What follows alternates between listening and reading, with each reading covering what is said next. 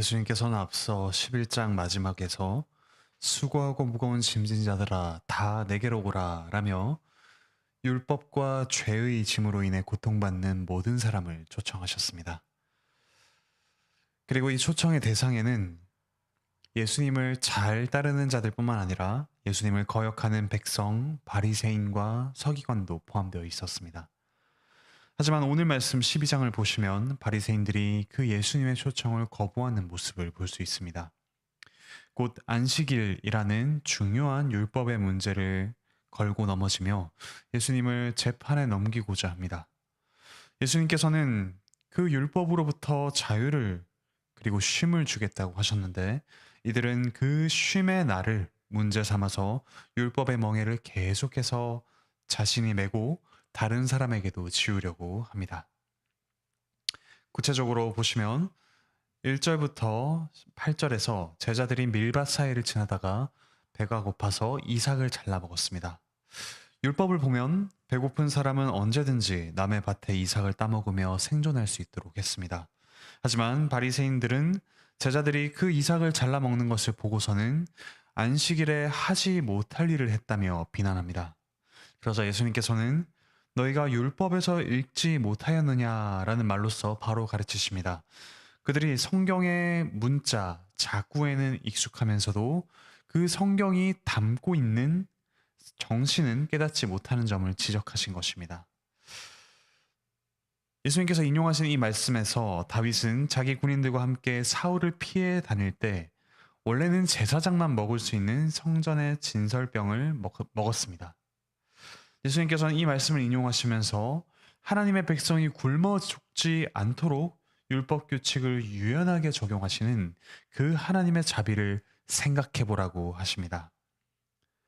또한 제사장은 비록 안식일이더라도 오히려 안식일에 일하도록 만드셨다는 성경을 언급하시죠. 안식일은 원래는 일을 하지 말아야 하는 날이지만 제사장들은 그 안식일에도 동일하게 아침과 저녁으로 각각 2마리의 양을 잡아 제사를 드렸습니다. 여기서 알 수 있듯이 안식일은 단순히 일을 그치고 쉬기만 하는 날이 아닙니다.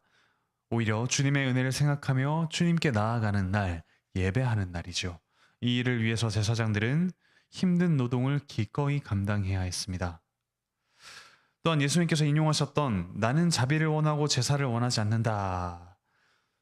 바로 이 말씀을 곧 하나님의 뜻이 담긴 말씀이라고 하십니다. 그리고 여기 담긴 하나님의 뜻을 알았다면 이라며 이들에 대해 탄식하시죠. 안식일에 불쌍한 사람을 위해 일하는 것이 곧 하나님께서 기뻐하시는 일이라는 뜻임을 가르치십니다. 더구나 이 말씀을 하고 계시는 그리스도께서는 안식일을 제정하시고 또한 참으로 안식을 주시는 안식일의 주인이십니다. 안식일의 뜻을 더욱더 충분히 가르치시며 또 그분의 제자들이 안식일에 이삭을 비벼 먹는 것을 오히려 기뻐하시는 이와 같은 자비를 실천하고 계십니다. 9절부터 21절을 보시면 같은 안식일에 예수님께서 유대인의 회당에 가셔서 손이 마비된 사람을 보셨습니다. 바리새인들은 예수님께서 또 이 안식일에 병을 고치는 한 종류의 일을 한다면 이를 고발하기 위하여 예수님을 지켜보며 감시하고 있었습니다. 그러자 주님께서 말씀하십니다. 양 한 마리가 안식일에 구덩이에 빠졌으면 너희가 끌어내지 않겠느냐? 사람이 양보다 얼마나 더 귀하냐? 하지만 바리새인들은 이처럼 예수님이 자신들이 정해놓은 그 율법의 전통, 율법이 담고 있는 정신이 아니라 자신들이 정해놓은 전통을 거스르는 것이 싫었습니다. 그리고 사람들이 이런 자신들보다 예수님을 따르는 것이 싫었죠. 그래서 예수님을 죽이려고 모의합니다. 바리새인들은 안식일에 생명을 구하기 위해 일하시는 예수 그리스도를 죽이기 위해 그분의 생명을 빼앗기 위해 안식일에 쉬지 않고 살인 의논을 합니다. 예수님께서는 이런 바리새인들의 음모를 아시고 피하십니다. 앞서 10장에서 제자들을 파송하시면서 사람들이 죽이려고 할 때 너희는 피하라 라고 가르치신 그대로 그분 역시 피하십니다. 예수님은 지금 하나님의 종으로서 겸손하게 섬기고 계십니다. 바리새인들은 율법의 자꾸를 지키며 종교적 행동을 드러냈습니다. 하지만 동시에 약한 자들의 재산을 빼앗으며 또 그들을 압제하는 모습을 보였습니다. 하지만 하나님의 참된 종이신 그리스도께서는 하나님의 백성을 구원하는 일을 위해 그분 자신을 낮추시고 또한 감추시며 섬기는 분이십니다. 그리스도께서는 많은 사람의 병을 고쳐주셨지만 그들에게 자신을 나타내지는 말라고 하셨습니다. 왜냐하면 예수님을 육체적 질병을 고쳐주는 분으로 사람들이 오해하지 않도록 하기 위해서입니다. 예수님께서는 사람들을 단순히 고쳐주는 것뿐만 아니라 그들을 죄에서 해방하기 위해서 오셨습니다. 그래서 그들이 하나님의 형상으로 회복되고 하나님의 다스림을 받는 백성으로 살도록 하기 위해서 오셨습니다. 이것이 가장 중요한 목적입니다. 예수님께서는 이사야 42장 1절부터 3절에서 예언한 하나님의 종으로서의 사명을 다음과 같이 성취하십니다. 첫 번째로 하나님께서 주신 성령님의 인도하심과 능력으로 하나님께서 맡기신 일을 이루십니다. 둘째로 하나님의 종으로서 유대인과 이방인 곧 온 세계를 심판하시는 왕으로서 다스리십니다. 셋째로 겸손하고 온유한 분으로서 다투며 소리 지르고 사람들을 굴복시키는 그런 굴림자로 서지 않으십니다. 바리새인들이 자기를 거역하고 소송하려 할 때에도 도리어 조용히 자리를 피하시죠. 네 번째로 상한 갈대나 꺼져가는 심지라도 오래 참으시면서 회복시켜 가십니다. 심판 날까지 그렇게 하심으로 인하여 하나님 나라가 점점 확장됩니다. 다섯째로 온 세계 사람들이 예수님의 이름을 소망할 것입니다. 예수님께서 하시는 심판이라는 말은 곧 다스림이라는 뜻도 있습니다. 예수님께서 성령님 안에서 이와 같은 사랑의 나라를 세우고 다스리시며 하나님의 종으로서 겸손하게 섬기십니다. 예수님께서는 이어서 귀신 들려 말 못하는 시각장애인을 고치셨습니다. 하지만 그때 바리새인들이 예수님이 바알세불, 즉 귀신의 대장인 마귀를 힘입어 귀신을 쫓아낸다며 비난했습니다. 예수님께서는 이에 대해서 악한 사탄의 나라에서도 자기 편끼리 쫓아내며 분쟁하지는 않는다고 말씀하십니다. 그리고 그분을 비난하는 그들, 바리새인들은 도대체 누구를 힘입어 귀신을 쫓아내는가 하고 반문합니다. 나는 하나님의 성령을 힘입어 귀신을 쫓아낸다. 내가 행하는 이 기적 가운데서 이미 하나님 나라가 와 있다. 귀신보다 더 강한 그 귀신의 왕, 마귀를 내가 결박했다. 그러므로 지금 귀신을 쫓아낸다라고 하십니다. 이어서 바리새인들에게 경고하십니다. 사람들은 인자이신 그리스도를 알지 못하기 때문에 그리스도에게 도전하고 또한 그리스도를 십자가에 못 박기까지 했습니다.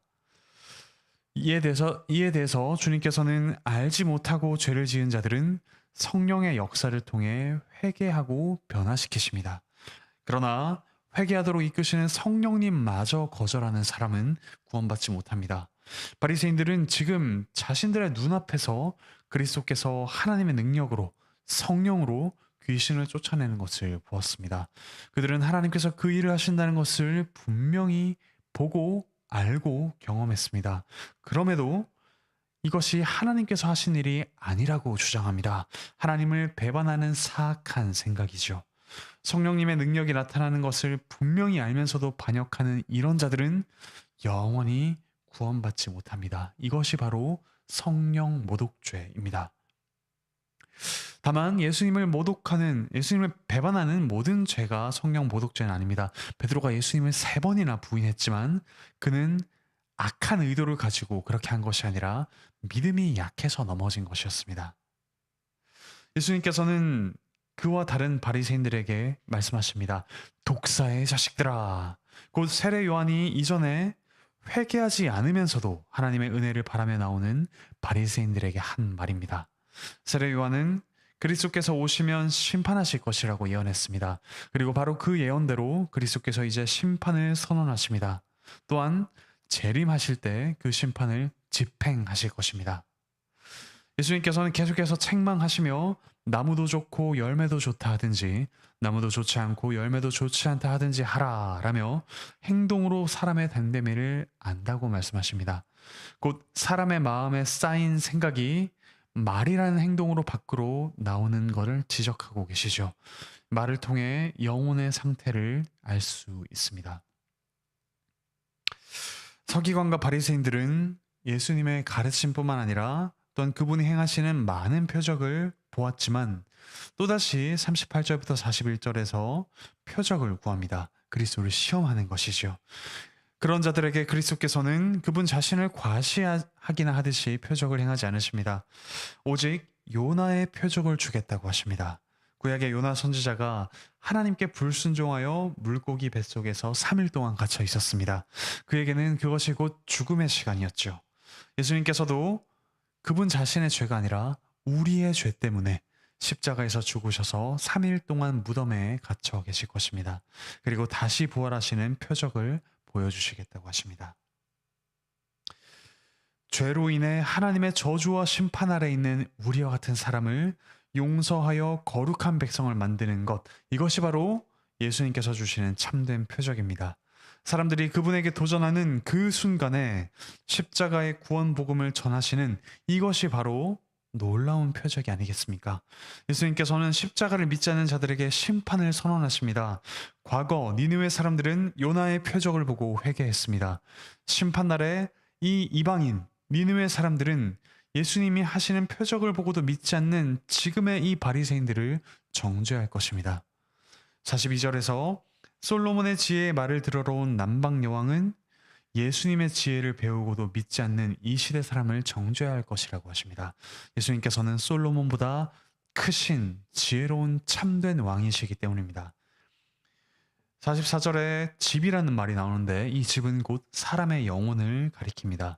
그리스도께서 하나님 나라를 가르치고 세우는 것을 본 이 서기관과 바리새인들은 그리스도를 믿지 않기 때문에 더욱더 비참해집니다. 곧 그리스도를 보았기 때문에 또는 그분의 말씀을 조금이라도 따랐기 때문에 영혼이 약간 청소되었지만 바로 그곳에 그리스도를 거부하였기 때문에 더 많은 귀신이 몰려와서 그들을 악하게 만듭니다.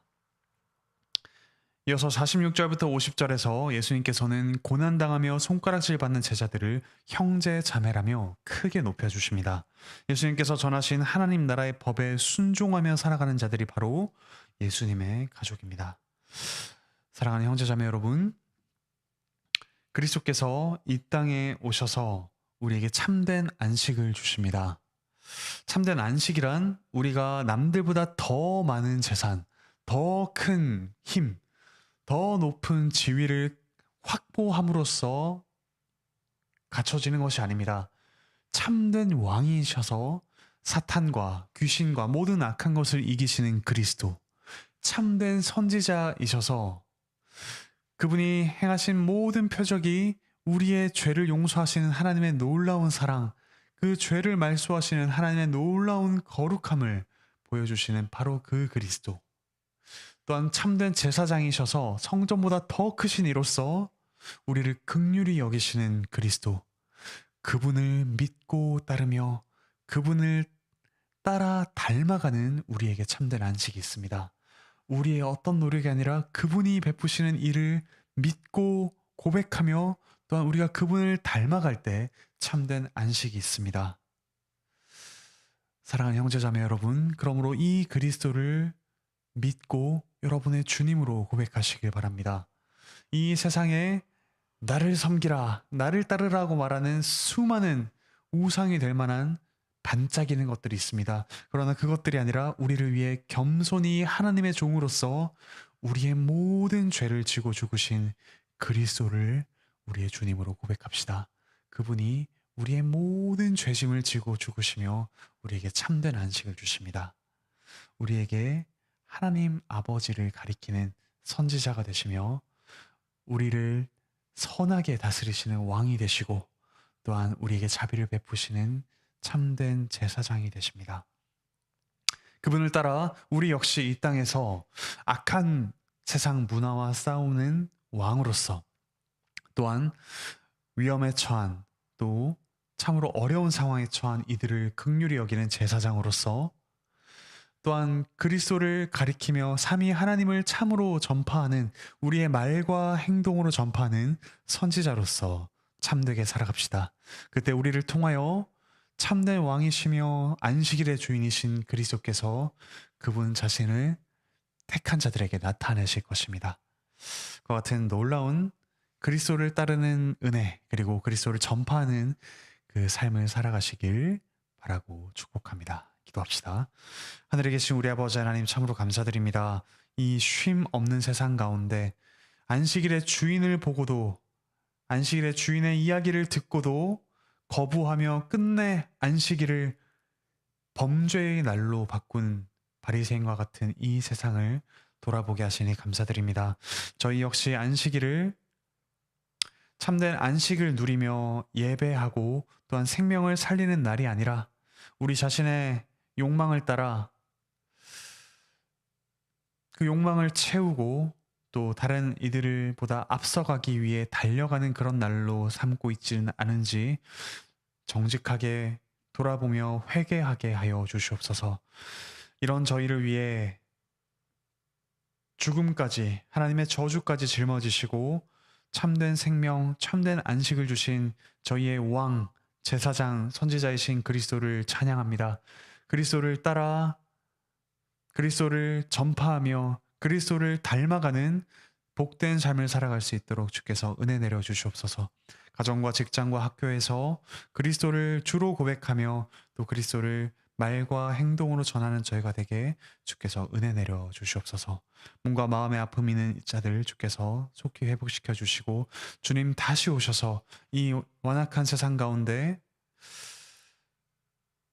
참된 왕이신 그리스도의 선한 다스림을 나타내 주시옵소서. 그때까지 저희가 인내하며 소망하며 안식을 누리고 또한